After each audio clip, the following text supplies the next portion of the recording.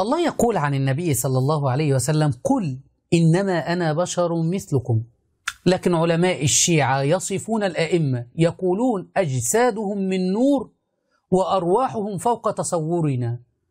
الأئمة أجسادهم من نور وأرواحهم فوق تصور الخلق، والله يقول عن النبي صلى الله عليه وسلم: قل إنما أنا بشر مثلكم.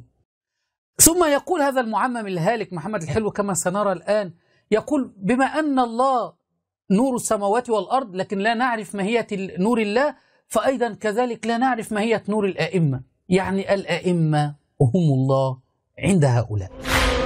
الآئمة عليهم السلام لابد أن نقف على بعض شأنهم.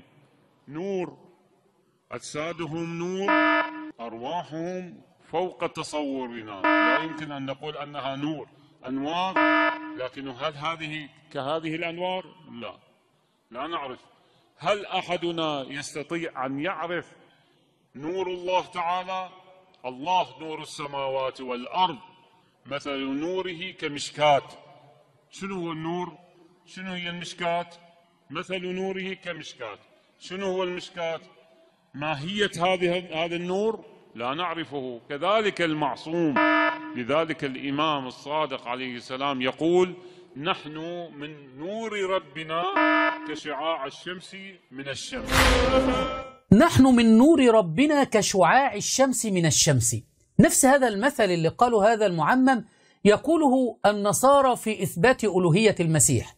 يقولون ماذا؟ يقولون أن الشمس وشعاع الشمس واحد، وهذا يثبت أن المسيح هو الله واحد.